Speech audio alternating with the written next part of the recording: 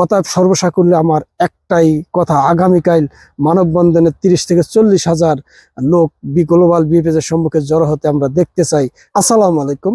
Arial টিভির পক্ষ থেকে সবাইকে শুভেচ্ছা, অভিনন্দন। আমি মোশাররফ ব্যাপারী, ইতালির নাপোলি থেকে। কাছে ও দূরের যে এই মুহূর্তে আমার আরিয়ালকা ইউটিউব চ্যানেল এবং আরিয়ালকা ফেসবুক পেজ থেকে আমার এই ভিডিওটিতে ক্লিক করেছেন, সকলকেই অসংখ্য ধন্যবাদ। প্রিয় বন্ধুরা, আজকের ভিডিওটি অনেক গুরুত্বপূর্ণ হতে চলেছে, তাই অবশ্যই ভিডিওটি একটি শেয়ার দিয়ে সকল ভুক্তভোগীর কাছে পৌঁছে দিবেন, এই আশাবাদ ব্যক্ত রেখে আজকের ভিডিও শুরু করতেছি। প্রিয় বন্ধুরা, আপনারা জানেন 2023 এবং 24 সালে ইতালির নলস্তাপে হাজার হাজার মানুষ আপনারা ভুক্তভোগী। যারা স্ক্যান কপি জমা দিয়েও ভিসা পাননি, যারা নলস্তাপেও অ্যাপার্টমেন্ট পেয়েও জমা দিতে পারেননি, যারা 2023 সালে নলস্তা জমা করে 1 থেকে 1.5 বছর পরে সাদা পাসপোর্ট ফেরত পেয়েছেন, আপনারা বিগত দিনে অনেক মানববন্ধন এবং অবস্থান ধর্মঘট অনেক কিছুই করেছেন। সেক্ষেত্রে আপনাদের উপস্থিতি ছিল খুবই নগণ্য। কারণ আমরা যতটুকু জানি বা আমাদের কাছে যতটুকু লিস্ট আছে, তাতে 30 থেকে 40 হাজার ভুক্তভোগী আছে বাংলাদেশে। অথচ একটি মানববন্ধন কর্মসূচি ডাক দেওয়া হলে সেখানে দেখি 1 থেকে 150 লোক জড়ো হয়, তাও ফ্যামিলি ভিসা, ট্যুরিস্ট ভিসার, বিভিন্ন ভিসার ভুক্তভোগী। আমরা যতটুকু জানি স্পন্সর, এগ্রিকালচার এবং ডোমেস্টিক এই সমস্ত ভিসার ব্যাপক ভুক্তভোগী। আপনারা কি করেন? আমরা যতটুকু আপনাদের ধারণা, যে আপনারা ভাবেন যে আমি একা মানববন্ধন কর্মসূচিতে না গেলে কি হবে, আমার আরেক ভাই তো অবশ্যই আসবে, সেও সেম জিনিসটাই মনে করে। সেক্ষেত্রে যেহেতু আপনাদের জনসমাগম খুব কম এবং নগণ্য, সেক্ষেত্রে সরকার এই বিষয়টিকে কোনো প্রকার ভ্রুক্ষেপ বা কর্ণপাত করে না। সেক্ষেত্রে বিগত দিনে যে মানববন্ধনটি করেছিলেন, সেখানে আপনাদের একটি আশ্বাস দিয়েছিল মাননীয় উপদেষ্টার সহকারী, যে উপদেষ্টা সেটা দেখবে। কিন্তু ইতালির মাননীয় স্বরাষ্ট্রমন্ত্রী বাংলাদেশ সফর করে এসেছে।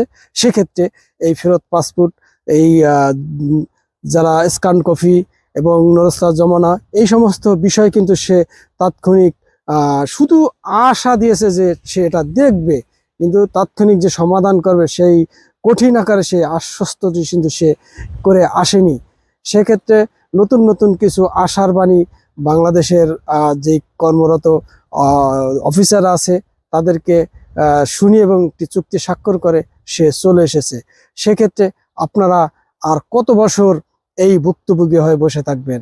যেখানে 30 দিনে নিষ্পত্তি হওয়ার কথা, সেখানে 3 বছরও নিষ্পত্তি হচ্ছে না। না পারছেন বাংলাদেশে থাকতে, না পারছেন অন্য কোনো দেশে, তৃতীয় কোনো দেশে যেতে। মিডল ইস্ট থেকে হাজার হাজার লোক যে বাংলাদেশে, আপনাদের এখন পাসপোর্টে ভিসা নেই, আপনাদের ইনকাম নেই, এখন আপনারা পথে বসে গেছেন। সেই বিষয়টি আমি মনে করি যে ভুক্তভোগী প্রতিটি লোকের আগামীকাল সোমবার বিএফএস গ্লোবালের সম্মুখে হাজির হওয়া দরকার বলে আমি মনে করি। কারণ আমরা যতটুকু জানতে পেরেছি, গ্লোবাল বিএফএস নাকি বিগত দিনে ইন্ডিয়ান বেশিরভাগ কর্মচারী এখানে নিয়োগ দেওয়া হয়েছে। সেক্ষেত্রে এখানে কি কোনো ষড়যন্ত্র গন্ধ পাচ্ছেন কিনা? এবং এও আমরা ষড়যন্ত্র শুনতেছি যে 2024-এরও 25-এরও অনেক লোকের ফাইল আগে টাকার বিনিময়ে জমা করিয়ে সেখানে একটা বড় অঙ্কের অ্যামাউন্ট লেনদেন করে তাদের ভিসা লাগিয়ে দেওয়া হচ্ছে। সেক্ষেত্রে আমরা মনে করি এই বিষয়টি খুবই আমাদের জন্য লজ্জাজনক। এবং ভিতরে কি কোনো ভূত আছে কিনা, আমাদের ঘরের ভূত যদি থাকে সেই ভূত আমাদের তাড়াতে হবে, না হলে আমাদের বাংলাদেশের এই ভুক্তভোগী সংখ্যা দিন দিন বাড়তেই থাকবে। আপনারা জানেন ইতালি সরকার ব্যাপক আকারে ভূমিকা নিয়েছে।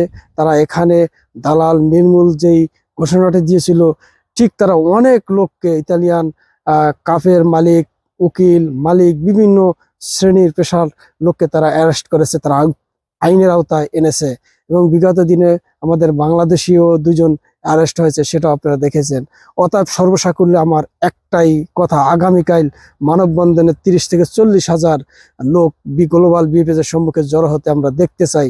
তাহলে আপনাদের এই বিষয়টি সরকারের টনক নড়বে এবং দ্রুত সমাধান করার একটা চেষ্টা তারা করবে। সেক্ষেত্রে আমি তো না গেলে কি হবে, আরেকজন তো আসবে। এই যে স্লোগান, এই যে মনোপুত ধারণা, এই ধারণা থেকে বেরিয়ে এসে আপনারা সকলেই সশরীরে উপস্থিত হবেন, এটাই আমরা আশা করি। এই আশাবাদ ব্যক্ত করেই আজকের মতো এই সংক্ষিপ্ত ভিডিও থেকে বিদায় নিচ্ছি। ভিডিওটি যদি ভালো লাগে প্লিজ শেয়ার করে সকলের মাঝে ছড়িয়ে দেন।